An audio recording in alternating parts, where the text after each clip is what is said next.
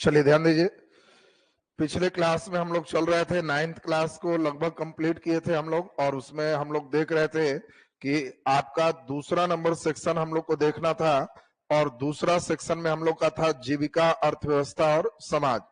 आपको समझाया था कि आधुनिक विश्व के कहने से ही लोगों के दिमाग में क्या आता है, कारखाना, शहर, बाजार, कृषि।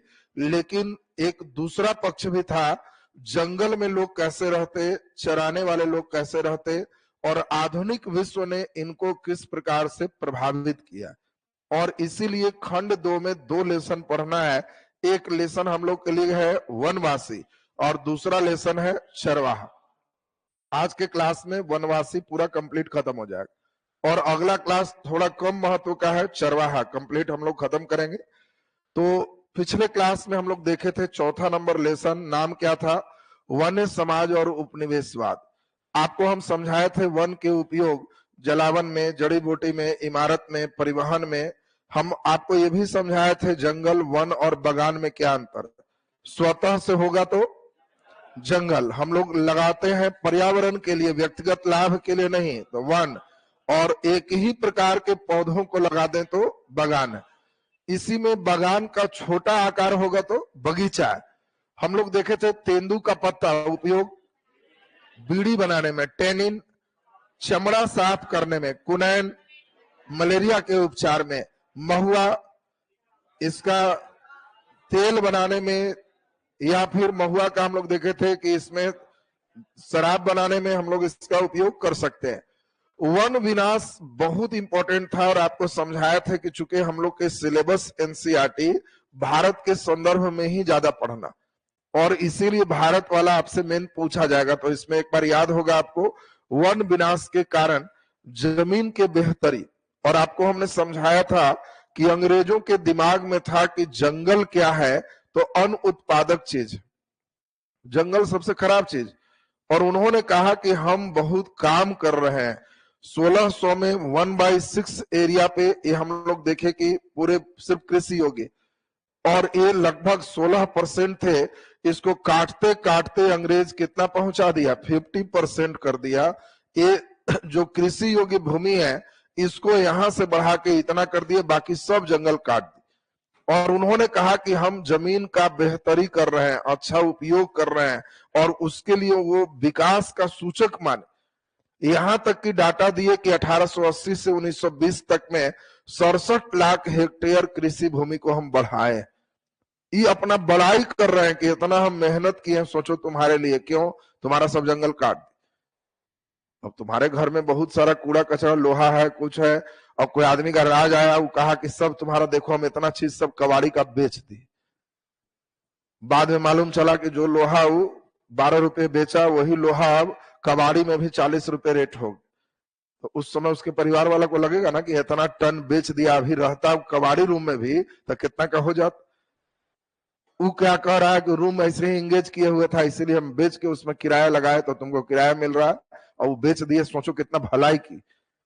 अंग्रेज उसी तरह का भलाई यहां पर किए थे। दूसरा हम लोग देखे थे कि सबसे ज्यादा डिमांड किसमें आया, रेल लाइन। 1805 के दशक में स्लीपर बनने में, स्लीपर का मतलब रेल पटरियों के बीच में जो लकड़ी का जो बिछाया जाता है उसको क्या कहा गया, स्लीपर।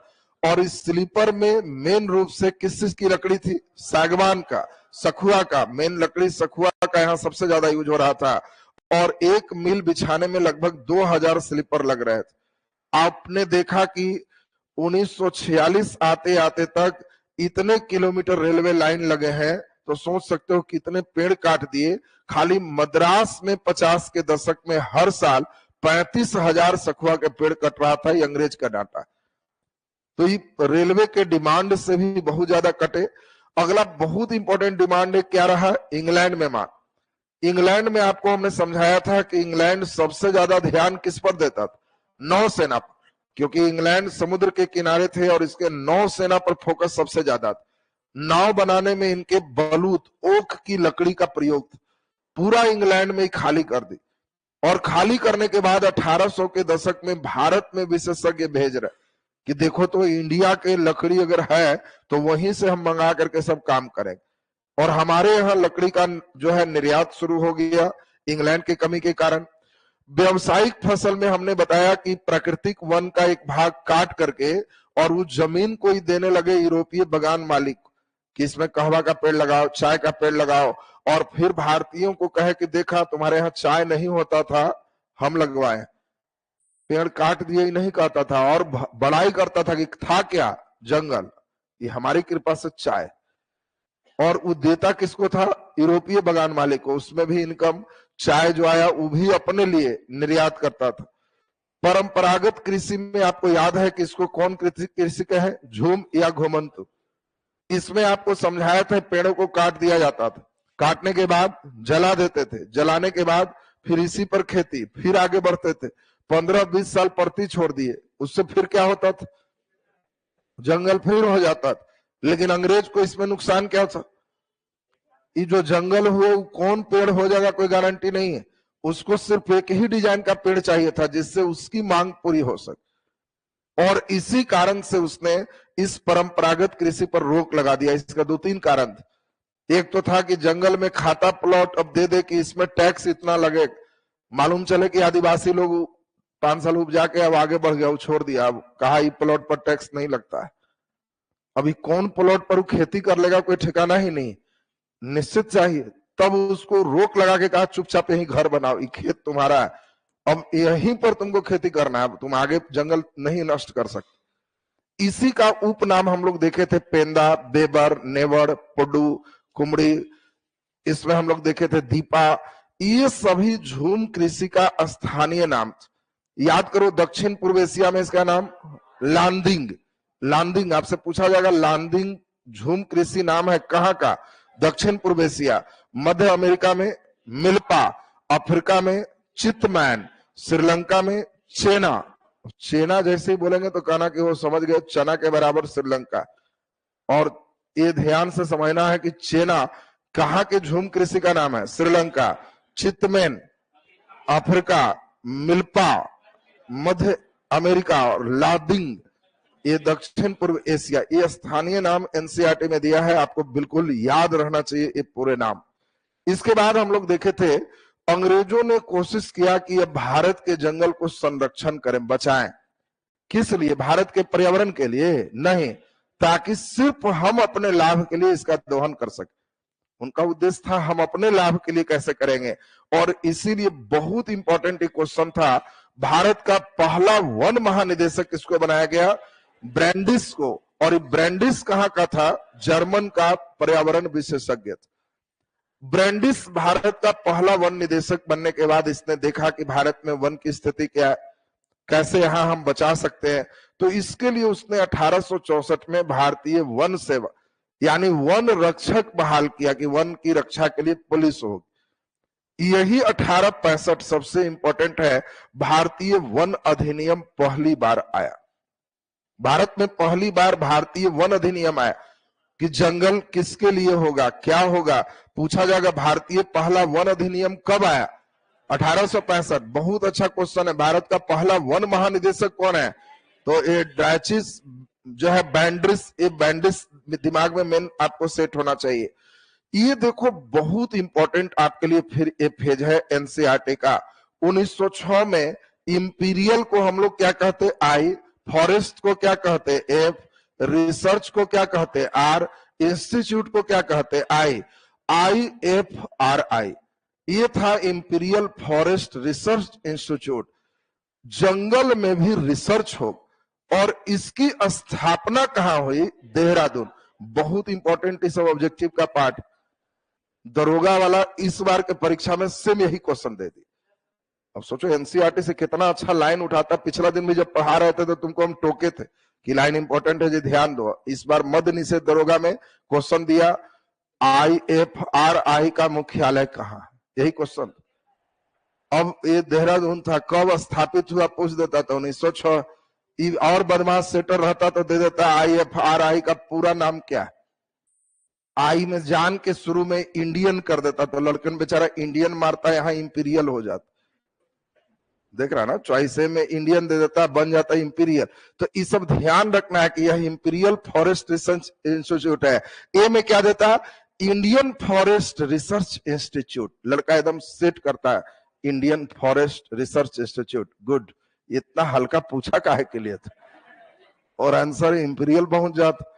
तो आपको यहाँ पे देख सकते हो कितना शानदार क्वेश्चन रहा। तो इस बार का क्वेश्चन में ये रहा है, और हम पिछले दिन ही चर्चा इसकी कर लिए थे।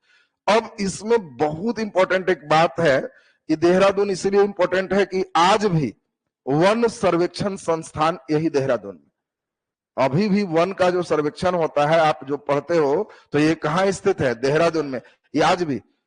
तो बहुत इंपॉर्टेंट, ये देहरादून आपके दिमाग में सेट चाहिए। अंग्रेजों ने एक नया शब्द दिया, शब्द का नाम क्या था? वैज्ञानिक वानिकी। वो कहा कि हम एकदम वैज्ञानिक विधि से वानिकी करेंगे। कैसे? पेड़ काट दो, लाइन से एकदम एक ही प्रकार का बगान लगाओ, कि एकदम सारा सागवान लकड़ी, सारा सखुआ लकड़ी एक जैसा लकड़ी रहेगा। तो ये वैज्ञानिक वानिकी है, सीधी पंक्ति में होगा, एक किस्म का होगा।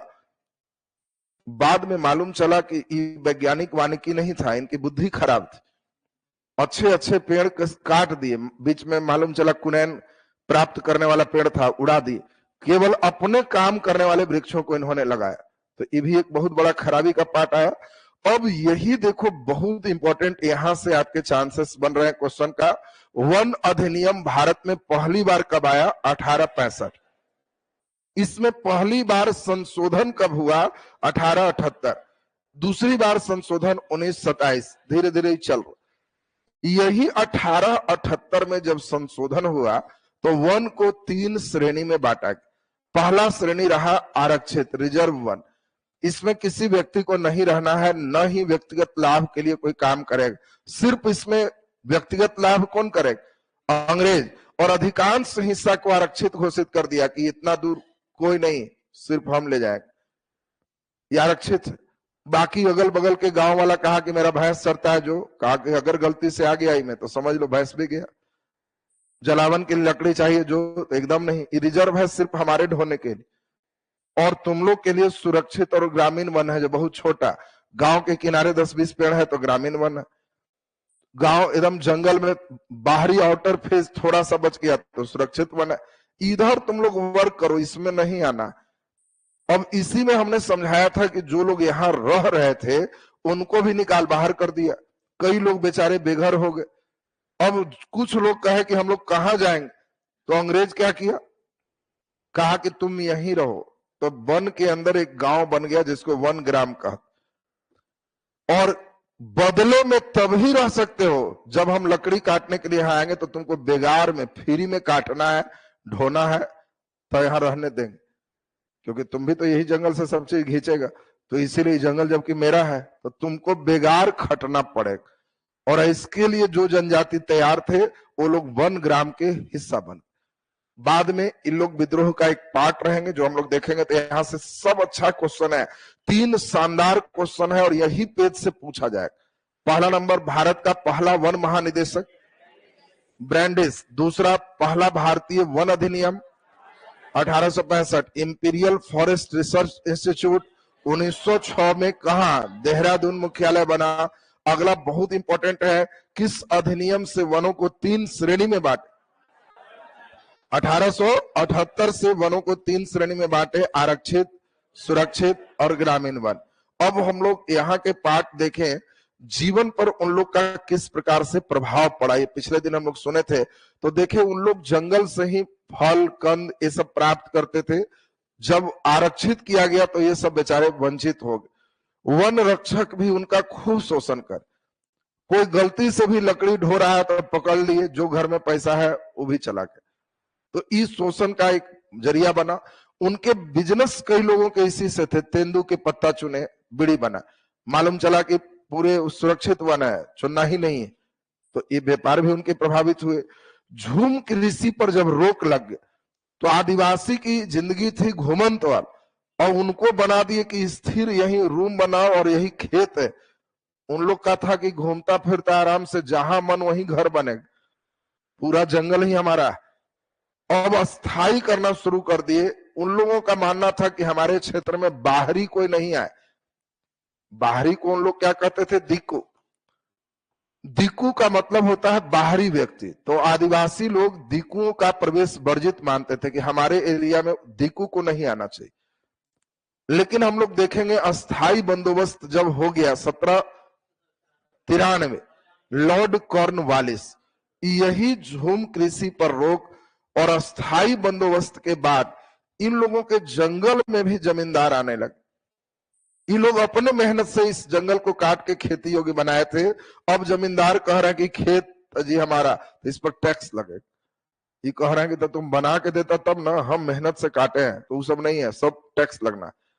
अब इसी में हम लोग देखेंगे कि इन लोगों का जनजातीय विद्रोह शुरू हो। शुरू में अंग्रेज को विद्रोह का वैल्यू नहीं रहा, उन लोग देखा कि विद्रोह करे तो करे, मारो इसको, लेकिन जंगल हमारे लिए जरूरी है। अंतिम आते आते देखेगा कि जितना विद्रोह है ये लोग बिना मतलब टेंशन दे रहा, तो इसीलिए आरक्षित वन और कम करो, इन लोग का कुछ एरिया दे दो, अस्थाई कर दो जहां दीकू नहीं रहेगा, कुछ कुछ इन लोग के लिए विशेष प्रावधान कर दो कि उधर इनके इलाका में इन लोग जमीन नहीं लेगा। तब जाकर के इन लोग को कुछ शांति का उसने प्रावधान किया। इस समय हमने बताया था कि यहां तक किए कि शिकार पर भी रोक, याद है सब, शिकार में भी रोक किस पर, छोटकन पर, इन लोग पर, बड़कन के इनाम है। शिकार के लिए पक्षी नहीं मार सकते, गिलहरी नहीं मार सकते, जो खा पी रहे हो नहीं मार सकते। बाकी हाँ शिकार करना है तो राजा महाराजा अंग्रेज ये लोग जंगल जाओ, मारना है तो शेर मारो, मनुष्य का शत्रु है, तेंदुआ मारो, इसमें भेड़िया मारो, ये सब मनुष्य का शत्रु है, और जो मारोगे वही ओरिजिनल हीरो हो।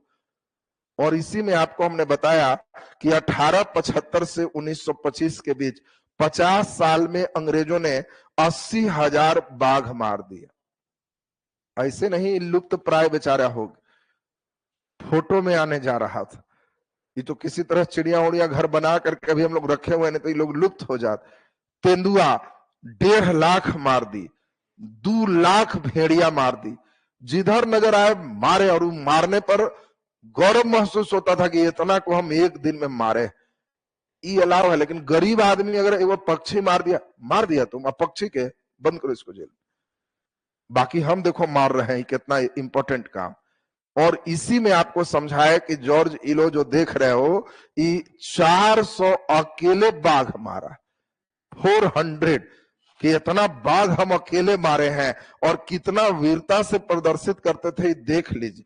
एक दिन में जॉर्ज इलो इतना बाघ लाइन से मारा है, और हाथियों के साथ ये एकदम फोटो सोटो अपना बनवाया है कि इतना हम बहादुर हैं, भारत के जो सबसे बड़ा दुश्मन है हम सबको साफ करने वाले। तो सोच रहे होगे कितना स्तर पे ये लोग वन और वन्य जीवों को डिस्टर्ब किए। हम लोग के यहाँ आज दूसरे देश से मंगाना पड़ रहा है चीता, नामीबिया को भेज रहे हैं कि चीता भेजिए। हमारा वाला चीता क्या हुआ, तो ये लोग कहे कि बहुत भारी, ये लोग खतरनाक जीव था, हम कितना तुमको मानते हैं, सोच रहे हो एक एक दिन में हम एक एक मेहनत करके सबके पार लगाए। तो ऐसा कर कर, जबकि प्रकृति क्या की है, हर जीवों का एक चैनल दी, उस चैनल को डिस्टर्ब करेंगे तो कहीं ना कहीं गड़बड़ी हो। कोई जीव बिना काम के ईश्वर ने नहीं दिया, हर जीव का अपना कुछ काम। तो अब सोच सकते हो कि हर जीवों का अपना कुछ वर्क है, अब हम लोग उस वर्किंग सिस्टम को अगर हम डिस्टर्ब करेंगे तो कहीं ना कहीं मुश्किल हो। अब इनके घर अलग है, अब हम इनके जंगल को ही काट रहे हैं और अपना घर वहां बना रहे। अभी बेचारा का एरिया है कि एक दिन में 10 किलोमीटर घूमेंगे, अब वो अपना मारा चक्कर, तो घूमते घूमते जब अपना एरिया देखा तो देखा कि दूसरा कुछ है, घूमते चला है। अब आदमी क्या कह रहा है कि मेरे घर में आ गया। अगर उसका भी कोई टीवी कैमरा होता तो शायद वो भी चलाते रहता कि देखो मनुष्य मेरे घर में आ रहा है, वो भी दिखाते रहता ना कि मानो देखो मेरे घर को काट दिया है, इधर घर बना रहा है, ये देखो ऐसे आ गया है। मनुष्य उसी के यहाँ जाके और कहता है कि हमारे यहाँ तुम आ रहे हो, उसको अलग से फिर पकड़ के कहता है इसको चिड़ियाघर में बंद करो, क्यों, ये हमारे घर में आ जाता। तो ये देखिए इनकी स्थितियों को किस स्थिति में इन लोग लाए। तो आप इस लाइन से समझ रहे होगे कि किस तरह का केवल वनों का ह्रास नहीं किए, वन्य जीव को भी लगभग लगभग एकदम लुप्त प्राय इन लोगों ने बना दी। अब यहां से हम लोगों को कुछ पाठ देखना है। इनकी नीतियों के कारण वन विद्रोह हुए, जिसको हम लोग जनजातीय विद्रोह के नाम से जानते हैं। इसमें बेसिक सबसे इंपॉर्टेंट जनजातीय विद्रोह की बात करें तो संथाल विद्रोह। इस लेसन में केवल हम लोग को समझना है कौन कौन है कब। संथाल विद्रोह 1857 के ठीक पहले 1856 में हुआ, इसीलिए इसमें केवल नेतृत्वकर्ता ध्यान रखो। संथाल विद्रोह के नेतृत्वकर्ता कौन है? सिद्धो, कान्हो, चांद और भैरव, चार भाई हैं। तो सिद्धो, कान्हो, चांद और भैरव, ये चारों ने संथाल विद्रोह का नेतृत्व किया। मुंडा विद्रोह, एक सोचो कि एक 20-25 साल का लड़का पूरे मुंडाओं का इतना बड़ा हेड बना कि मुंडा लोग उसको धरती आबा कहने लगे। धरती आबा का मतलब धरती के भगवान, कि हमारा भगवान यही है। और बिरसा मुंडा ने कहा कि हमको भगवान सपना में आए थे और कहे कि सबको मिला के विद्रोह करो और हम तुम्हारे तरफ से लड़ेंगे। सारा आदिवासी खुश है कि भगवान हम लोग तरफ से है। तब क्या होगा? विद्रोह किए। इधर भी लगभग वही सिस्टम रहा, मतलब सीधे साधे थे। बिरसा मुंडा बहुत कम उम्र में, सोचो हल्का पढ़ा लिखा था और उसने जड़ी बूटी पर अच्छा एनर्जी लगाया। पढ़ाई लिखाई करने के बाद कुछ पुस्तक ऐसे देखे जिसमें जड़ी बूटी से इलाज संभव है, और धीरे धीरे फ्री इलाज कोशिश किया, निःशुल्क। और फ्री इलाज में उसने एक प्रक्रिया को अपनाया। क्या था प्रक्रिया? तो कोई भी आओ, फ्री इलाज देता था जड़ी बूटी, लेकिन बिना मतलब के 2-4 मिनट मंत्र फूंक के देता था, ताकि लोगों को लगे इनके अंदर दैवीय शक्ति है जो हमको मिला। और कहता था कि बस इसको 4 दिन पी के आओ और हम दे दिए हैं, जो ताकत था इसमें डला गया। अब वो व्यक्ति उसको पिए, रोग ठीक हो जाए। तो कहे कि ना, है भगवान, ओरिजिनल है, क्योंकि हम देख लिए उनके अंदर ताकत। और फ्री का इलाज रहे, ठीक हो। तो जितने जनजाति आदिवासी मुंडा थे सब में फेमस हो गए। अब इतनी भीड़ लगने लगी कि अब लोगों को बैठाता था, तुरंत जड़ी बूटी नहीं देता था। भीड़ हो गई तो कहा कि अब एक सब बैठो। बैठने के बाद सबका एक ही बार प्रवचन चलेगा, और ये प्रवचन में इलाज के बहाने बहुत बढ़िया था, सामाजिक सुधार की भी बात किया, राजनीतिक चेतना भी लोगों के अंदर जागृत किया, और तब इलाज करता था। अब सोचो, कई बार होता नहीं है कि लोग आए, रामायण कथा है, साधु जा बाबा बैठ गए, अब उनकी ड्यूटी है रामायण पढ़ना, लेकिन बीच बीच में कुछ समाज की बात भी डालते रहते हैं, सास पुतो तो फलाना, बीच बीच में एक आगो प्रसंग 2-4 मिनट के लाते हैं। किस लिए? ताकि जितना लोग बैठा है उसमें कुछ सामाजिक सुधार हो सके। अब ये प्रसंग आने से आए थे लोग किस लिए? रामायण सुने, लेकिन बीच में सॉफ्टवेयर इंस्टॉल दूसरा मार रहा। इसीलिए तुमसे ही पूछा जाएगा कौन सा विद्रोह सामाजिक सुधार से भी संबंधित? मुंडा विद्रोह। इसने लोगों को कहा कि आदिवासी बहुत हाई लेवल पर नशा का सेवन करते थे। ये पढ़ा लिखा लड़का है, कहा कि नशा के सेवन नहीं करो, नहीं तो फिर हमारा वाला इलाज फायदा नहीं करेगा और भगवान तुमसे रुस जाए। कई लोग कई देवताओं की पूजा करने लगा, कहा कि सब देवता बंद करो, एक देवता खाली सिंह बोंग की पूजा करो, मांस का भी सेवन नहीं करो। अब सोचो, आदिवासियों में बहुत बढ़िया इसने सुधार किया, लोगों के अंदर राजनीतिक चेतना भी जागृत किया कि हमारे ऊपर कोई नहीं है, हमारे सिंह बोंग हम लोग के साथ। और सबको कहा कि एकदम एक साथ कटोंग बाबा कटोंग, बाबा कटोंग, माने भगवान को कहो कि एकदम अंग्रेज को काट दो, काट दो, है हम लोग तो साथ है, बाकी ठीक करेंगे। इतने लोगों को जुटा दिया कि अंग्रेज की हालत खराब हो गई, पकड़ के इसको जेल में डाला। फिर कुछ दिनों के बाद छोड़ दिया। अभी देखा कि छोड़ दिया तो कई लोग फिर, जिसका इलाज चल रहा था, फिर भीड़ लगा, इसको तो खोजेंगे ना लोग। अभी एकदम अंदर घना जंगल में चला गया, आदिवासी था, कहा कि अब यहीं कैंप लगेगा, वहां फिर चार्ज किया। और अबर 1899 में इतना चार्ज हुआ, कहा कि एकदम मारो, अब आप पूछ रहे, पिछला बार हल्का किए थे। और अबर अंग्रेज इसको पकड़ के जेल में ही मार दी और कहा कि इसको कैदस्त हुआ, उसी में मर गया। और 1900 में ही इसकी मृत्यु हो गई बिरसा मुंडा का। बिरसा मुंडा की जो जन्म तिथि है उसी को जनजातीय गौरव दिवस मनाया जाता है। कितने तारीख? तो ये तुम लोग देखा था, पिछले ही कुछ दिन पहले ही जनजातीय गौरव दिवस मनाया गया था 15 नवंबर को। तो ये आपसे बिरसा मुंडा का बहुत इंपॉर्टेंट पार्ट है। बाकी भारतीय में हम लोग चलेंगे।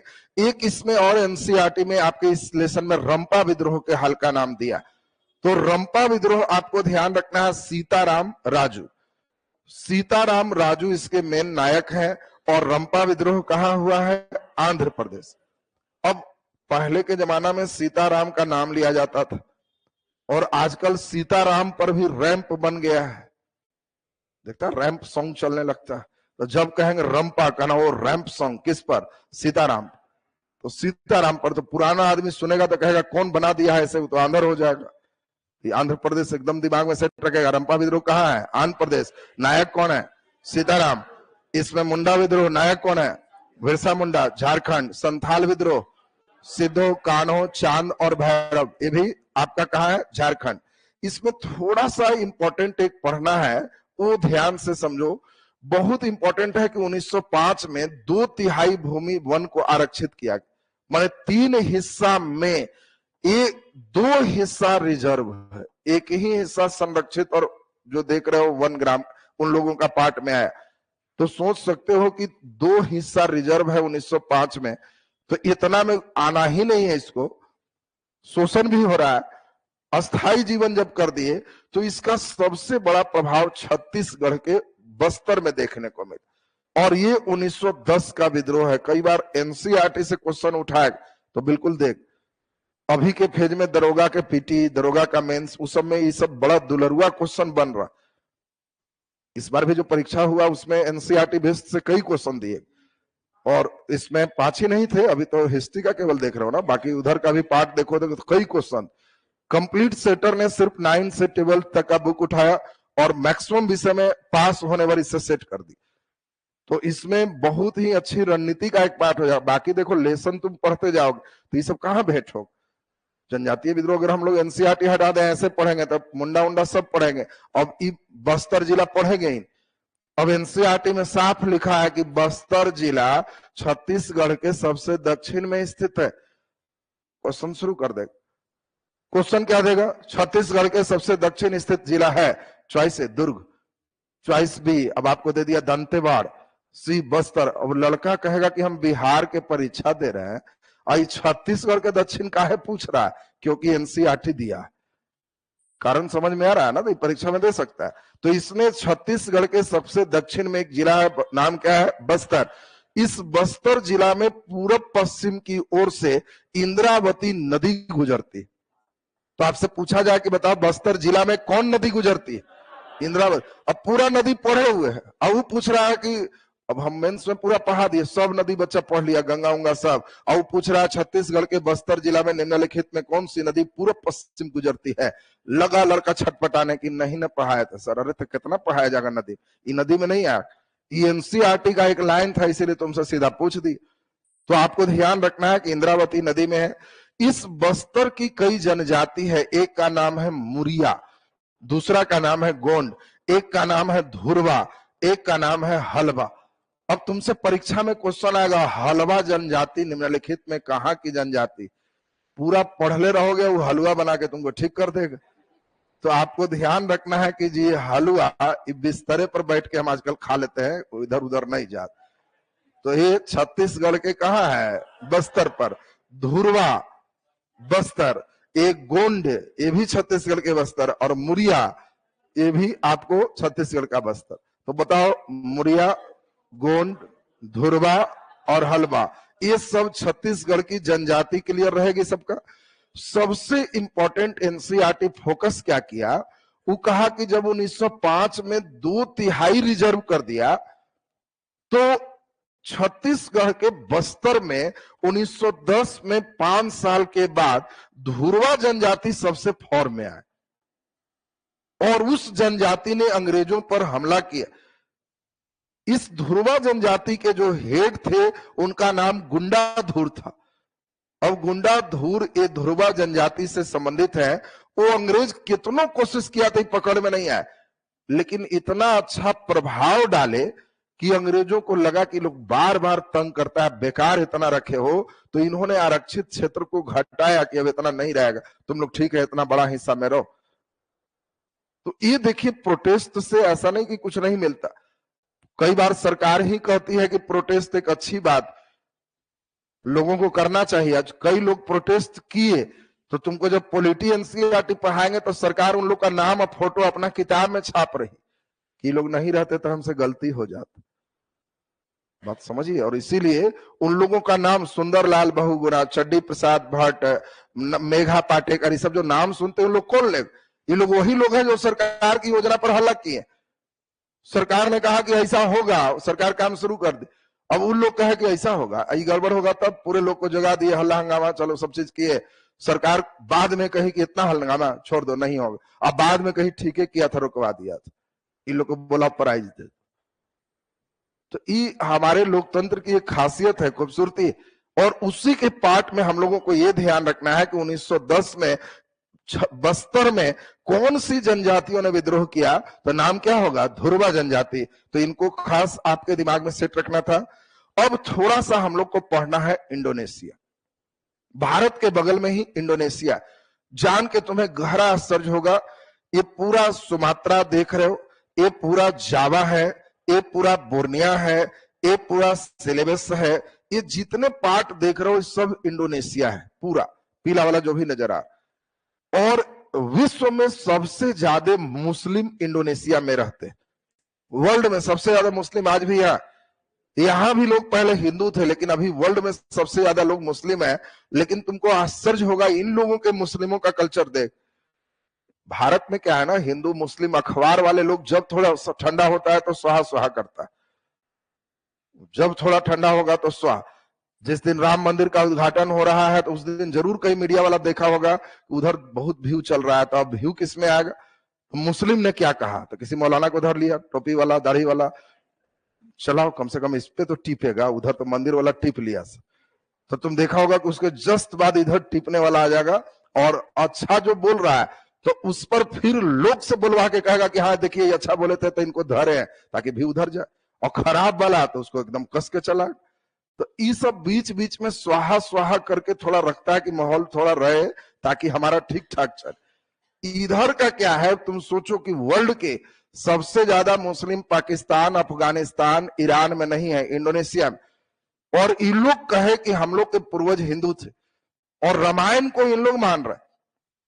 ये लोग कह रहे हैं कि रामायण के सिस्टम में जो राम है, उनका पूरे जो कहानी है, सिस्टम है, उसमें राम जो लौट रहे हैं, पूरे उनकी कहानी है, उसी से रिलेटेड हम अपने एयरलाइंस का नाम देंगे।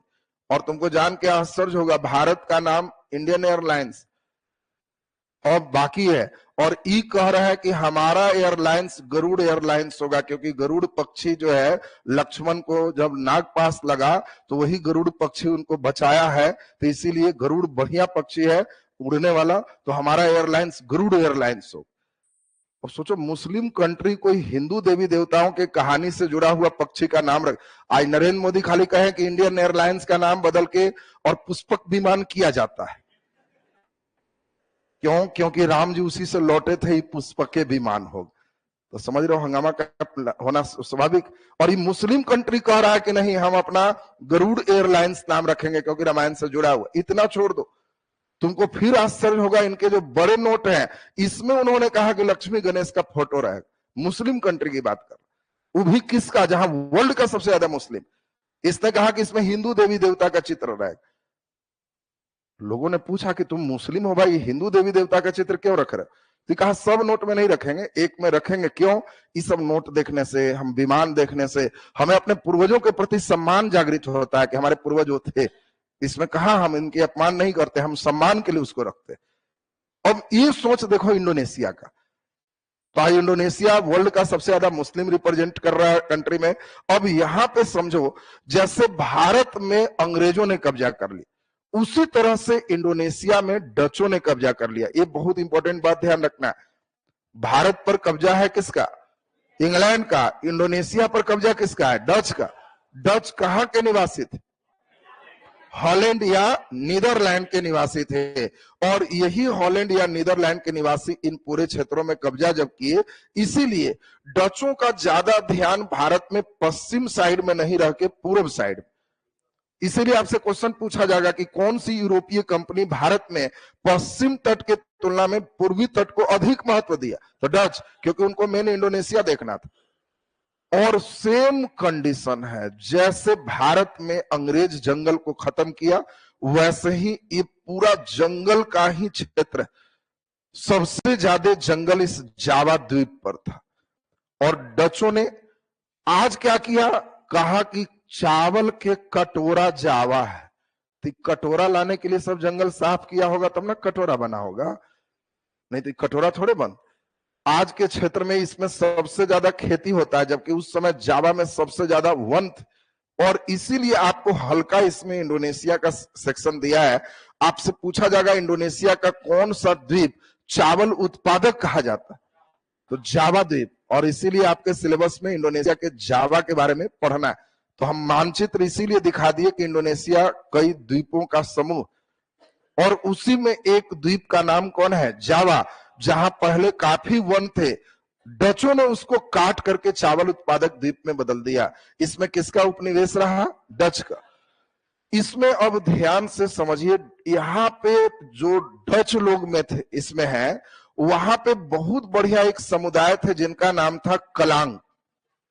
कलांग समुदाय, ध्यान से सुनना, कलांग समुदाय एक सबसे कुशल लकड़हारा था। वहां के राज घराना, सोचो कि जो जावा द्वीप पर था, भाई भाई में हिस्सा बटा कि 2 भाग होगा, तो खाली जमीनें नहीं बटा। एक भाई कहा कि कलांग कितना है, तो 12,000, कहा कि इन लोग को बांटो, 6,000 मेरे तरफ रहेगा, 6,000 तुम्हारे तरफ। तो कितना इंपॉर्टेंट होगा जो सोच। कलांग को बांटा गया, क्यों, क्योंकि ये लकड़ी काटने में सबसे कुशल। तो उस समय होगा कि लकड़ी कटेगा, खेत बनाएंगे, उसी से इमारत बनेगा। अब इस सब बटेगा तो इधरे रह जाएगा, तो मेरे यहाँ काटेगा कौन। तो कलांग का वैल्यू इतने से समझ सकते हो कि राज परिवार में बंटवारे जब हुए तो जमीन के साथ साथ, भूमि के साथ साथ एक जाति को भी गिन के बांट दिया गया, और वो था कलांग। और जब डच लोग आए तो कलांग को कहे कि वेरी गुड, तुम मेरे लिए काम करोगे। उस जमाने का जेसीबी है, पपलिन है, जिधर चाहे उड़ा दी। ये कलांग इस तरह की जनजाति थी। और डच जबरदस्ती जमीन से करने लगे तो कलांग भी विद्रोह किए, इनको शांत किए। डच भी उसी तरह की बात किए जैसे भारत में अंग्रेज किया था, वैज्ञानिक वानिकी। वैज्ञानिक वानिकी तो समझिए गया हो, कितना वैज्ञानिक थे कि पेड़ उड़ा दो और काम लायक एक ही प्रकार के बागान लगा दो, ये वैज्ञानिक वानिकी है। तो वहां भी उसी तरह के काम करके खत्म कर दिए। 1890 में एक गांव है, इस गांव में एक व्यक्ति है जिसका नाम है सामिन। और सामिन ने लोगों को इकट्ठा किया और कहा कि देखो, अगर डच है, राजा है, अगर वो दिया है कुछ तो हम उसकी बात सुनेंगे, लेकिन हवा, पानी, जमीन, लकड़ी स्वयं ईश्वर दिए। अब जो ईश्वर दिया है तो उस पर ही रोक क्यों से लगा सकता है। अब बताओ, हवा कौन दिए है, ईश्वर। अब सरकार कहे कि हवा किसी को इतना से ज्यादा नहीं खींचना है, उससे ज्यादा खींचे पाया जाएगा तो हम उसको पनिशमेंट देंगे, सबके नाक में मशीन लगाएं। विद्रोह तो स्वाभाविक बात है कि भाई तुम दिया है इसको। पानी कौन दिए हैं, ईश्वर। अब इसमें जमीन कौन दिए हैं, ईश्वर। लकड़ी भी कौन दिए हैं, ईश्वर। जंगल अपने से होता है। और इसी चीज को सामिन ने लोगों को कन्विंस की, और इससे लोग वहां पर इतने जागृत हुए कि 1890 में डचों के खिलाफ एक भयंकर विद्रोह हुआ, जैसे भारत में हम लोग देख। लेकिन उस विद्रोह को भी अंग्रेज, इसमें डचों ने दबा दिया। सबसे इंपॉर्टेंट आया कि जब द्वितीय विश्व युद्ध हुआ तो ये पूरे क्षेत्र पर आपको मालूम है कब्जा किसका हो गया, जापान का। और जब जापान कब्जा के लिए आ रहे थे तो यहां से डच हार रहे थे, निकल रहे थे। तो डच ने एक ही नीति अपनाया, भस्म करो और भागो।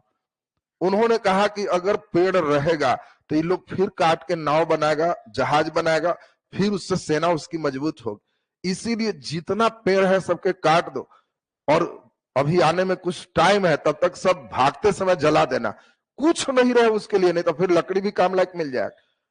अब सोचो कि सब पेड़ काट के, जला के और निकल भागा, किसके डर से, जापान के डर से। तो ठीक है, जापान को तो कुछ नहीं मिला, लेकिन बेचारे इंडोनेशिया का जंगल साफ हो गया और ये बेचारा चावल के कटोरा हो गया। ये कैसे कटोरा बन रहा है जो देख रहा है। तो भारत से भी खराब स्थिति इसकी रही। तो ये कहानी के प्रसंग में आपको इस लेसन में पढ़ने थे। जल्दी जल्दी हम चाहते हैं कुछ क्वेश्चन अभ्यास कर दें। पहला नंबर क्वेश्चन, भारत का पहला वन महानिदेशक कौन था, जल्दी। बिल्कुल, ब्रैंडिस सही आंसर। यही क्वेश्चन आपसे पूछा गया था। IFRI की स्थापना हुआ, जल्दी बोलिए, 1906 देहरादून। ये फॉरेस्ट वाला जो परीक्षा हुआ उसमें, उत्पाद वाला, उसमें सिर्फ यही खाली चॉइस देहरादून दिया, उसमें ये सब नहीं लिखा, खाली यही लिखा तो IFRI का मुख्यालय है। अब लगाए हुए था, अब वो तो परीक्षा तुम लोग दिया, कुछ बच्चे बता रहे थे कि सर उस सेम क्वेश्चन आया, तो उसमें जो है वो देहरादून का सेक्शन हो गया। जल्दी आंसर दो, भारत का पहला वन अधिनियम कब पारित हुआ? 1865, बिल्कुल सही आंसर, 1865। नेक्स्ट क्वेश्चन की बारी चल रहा है। किस अधिनियम से जंगल को 3 श्रेणी में बांटा गया? किस अधिनियम से? 1878 से। अगर कहा जाए कि ज्यादा आरक्षित क्षेत्र किया गया किस अधिनियम से?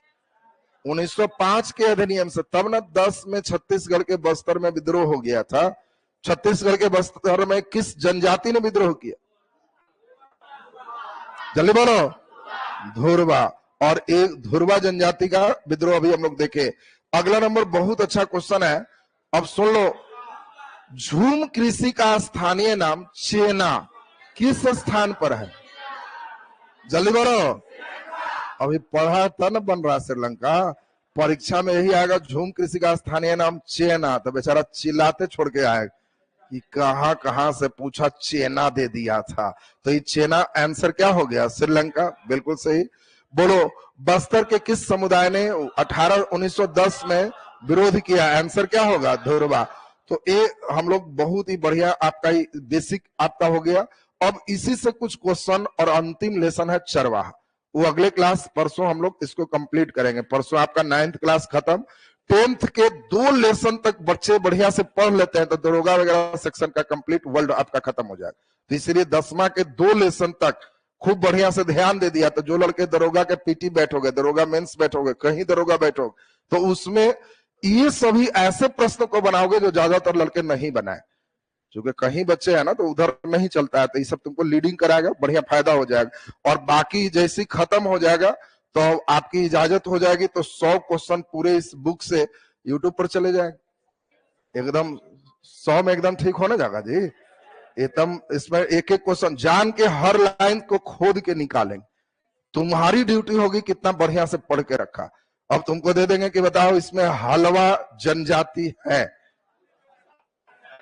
अभी तो बस्तर सही है ना। बस छत्तीसगढ़ के बस्तर जिले से पूरब पश्चिम की ओर कौन सी नदी गुजरती है? कौन नदी है? इंदिरा। तो अभी तो एकदम ताजा है, इसलिए टेंशन नहीं। कि जब बसियाएगा ना तब टेंशन देगा। तो इसीलिए खैर अगला क्लास परसों चलेगा। कल थोड़ा दरोगा वाले बैच में इसको थोड़ा उन लोग का मेंस जो है कल उसको थोड़ा ज्यादा पाएंगे, तो कल आप लोग का बंद रहेगा। एक अल्टरनेट में भी चलेगा 15 तारीख तक। 15 के बाद वो बैच जैसे ही निकला तो आप लोगों का थोड़ा गियर एक्सीलरेटर बढ़ाएंगे। इसके बाद इसमें ध्यान दीजिए, ज्योग्राफी का जो है 10th लगभग कंप्लीट पर जैसे ही जाएगा, हमको लगेगा कि हाँ 10th कंप्लीट पे है, तो फिर 11th 12th में टाइम नहीं लगेगा, तब फिर NCERT ज्योग्राफी का एडमिशन लेंगे। भूगोल में और नीचे से चलेंगे 6ठा से 12वां, चूंकि भूगोल कई लड़के का खाली गोले रहवे करता है, वो हमको भू लगाना पड़ता है, तो इसीलिए उसमें 6ठा से चलेगा। उसमें खाली 9वां से करने से काम नहीं चलेगा। हिस्ट्री ठीक है, हिस्ट्री में ज्यादा 6ठा से चलने की जरूरत नहीं है। तो इसीलिए इस 6 से 12th ज्योग्राफी आप लोग का शुरू होगा। जो बच्चे BPSC में एडमिटेड है या दरोगा फाउंडेशन में, तो उन लोग को ज्योग्राफी NCERT नहीं लेना, वो बैच में ही फ्री उनका किया जाएगा। तो उन लोग को अलग से एडमिशन इसमें नहीं लेना है। बाकी का जो इसमें 2 कोर्स छोड़ के किसी में है तो उनका अलग से इसमें एडमिशन हो जाएगा। इसी के साथ अगर रेलवे की बहाली इसमें आती है तो एक साइंस का भी बैच NCERT फिजिक्स का शुरू करें। हमको लगता है साइंस में NCERT करें या सीधे फिजिक्स, हमको लगता है LP वगैरह में लेवल थोड़ा हाई रहता है, तो इसीलिए NCERT केवल करने से वहां नहीं पहुंचेगा बच्चे, उसमें एकदम जम के हाँ अंतिम लेवल तक पहुंचाने के लिए फिजिक्स उसमें कर लेंगे। तो जो ITI किए हुए, पॉलिटेक्निक किए हुए, तो उन लोग का अलग एक बैच ही हो जाएगा। जो इधर पढ़ रहा है तो थ्योरी तो हम BPSC बैच में भी, दरोगा फाउंडेशन में भी खूब देते रहे, केवल उसमें एक जोड़ देंगे जिसमें न्यूमेरिकल उनका एकदम तगड़ा एक बैच पूरा हो, थ्योरी न्यूमेरिकल अंतिम लेवल पे चला जाए। और वो टेक्नीशियन के लिए खास रहे, मतलब जो लड़के खास, कई लोग टेक्नीशियन पढ़ा रहे थे, हम लोग तो BSc तक फिजिक्स पढ़ाते हैं, तो कितना टेक्नीशियन कितना भारी कुछ पूछे, तो हम लोग तो BSc तक फिजिक्स लेते। तो इसीलिए ऐसा थोड़ा है कि आइए बाकी लोग तो ISC का टीचरों नहीं होगा, ISC का जो क्वेश्चन दिया जाएगा थोड़ा घुमाएंगे तो अपने टीचर घूमेगा, तो इसीलिए ऐसा नहीं है कि कहीं क्वेश्चन कुछ पूछेगा तो हमारे रेंज से जितना रेंज देगा उससे 1 डिग्री चढ़ा के हम खुद ही चले, लेकिन हम खुद ही देख रहे हैं कि अभी जले पर नमक छिड़कना हो जाएगा। अभी लड़के बेचारे परेशान है, हम कहेंगे फिजिक्स का बैच एक को बार बोले नहीं हमनी के विरोध में कि कैसे का है अब बैच लीजिए बेचे आ गए। ये नहीं समझता कि फिर किनके लिए, हम तो नहीं भी करेंगे तो हम तो अपने व्यस्त समय में से कुछ टाइम को निकाल पाए। वो तो सिर्फ एक योजना होगी कि चलिए कुछ लोग बिना मतलब जो परेशान है उससे जगह है कहाँ पे एनर्जी लगाना वो मेन देखो, क्योंकि एलपी का भी जो बैच होगा या रेलवे का कहीं कोई बैच चलेगा तो एनर्जी कहाँ लगाना है मेन, उस पर फोकस सबसे ज्यादा जरूरी होता है। तो उस पर हम लोग कोशिश कर रहे हैं, लेकिन वो बैच संभावित रहेगा कि अभी अगर इस समय निकलता है रेलवे ग्रुप डी या किसी तरह का तो अभी लोड अंतिम पे है, फिर उसका ऑफलाइन नहीं करेंगे, घर जाके रात में 9 से 10 पढ़ के घर सुत तो आराम से हम भी सुते, बस समझ रहा ना। तो इसीलिए अगर अभी निकलता है तब टाइम मिल जाता है 20 फरवरी के बाद, तब ऑफलाइन के साथ हो जाए, क्योंकि अब 20 फरवरी के बाद जब रहेगा तो अब टाइम मिल जाएगा, फिर आराम से करेंगे। 20 के बाद होगा तो ठीक है, तब तो कोई हाँ तो 20 के बाद अगर फरवरी में पड़ेगा तब फिर ऑफलाइन के साथ पढ़ा देंगे, फिर कोई दिक्कत नहीं है, ठीक है ना। ऑनलाइन में क्या है, घर में गए 9 बजे तो 9 से 10 साढ़े 10 जितना मूड करेगा रात में पढ़ाए निकले।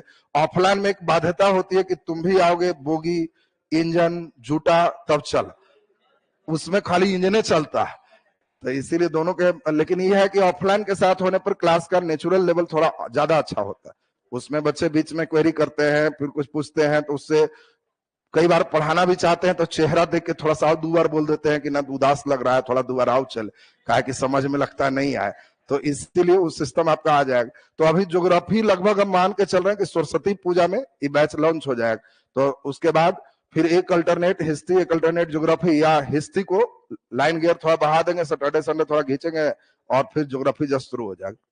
बात समझ रहे हैं सबको ना। तो हाँ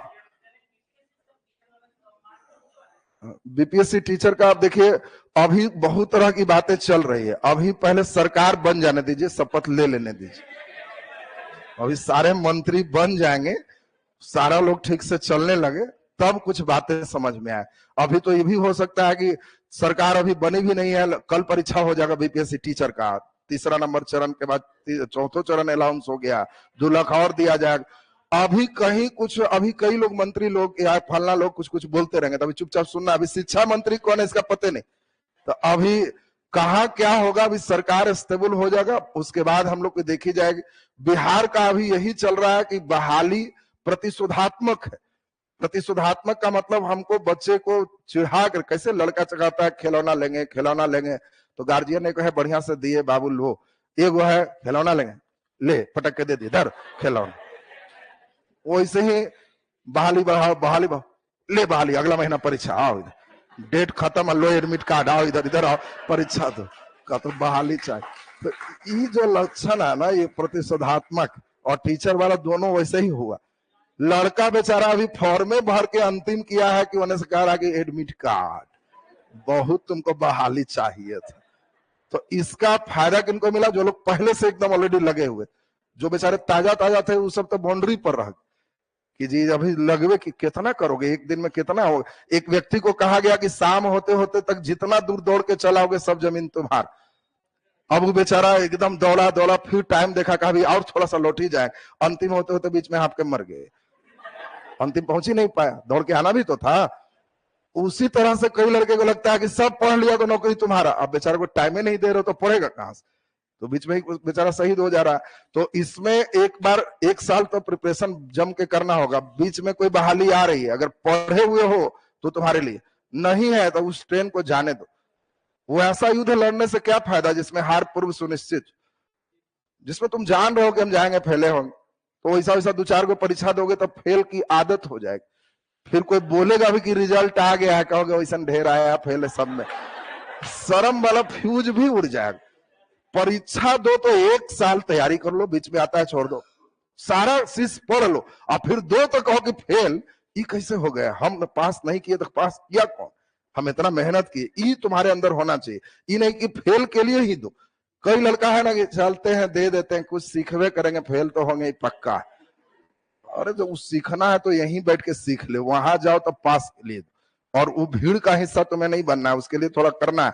तो हम लोग देख रहे हैं कि क्या करता है, अब मार्च में करेगा तो हमारे लिए तो एक ही ऑप्शन है, सीधा सीधा चलेंगे, जैसे कहेगा कि टीचर का बहाली मार्च में होगा, तो बस एक ही बार जितना पुराना पढ़ाए हैं बैच घर बैठ के पढ़ो।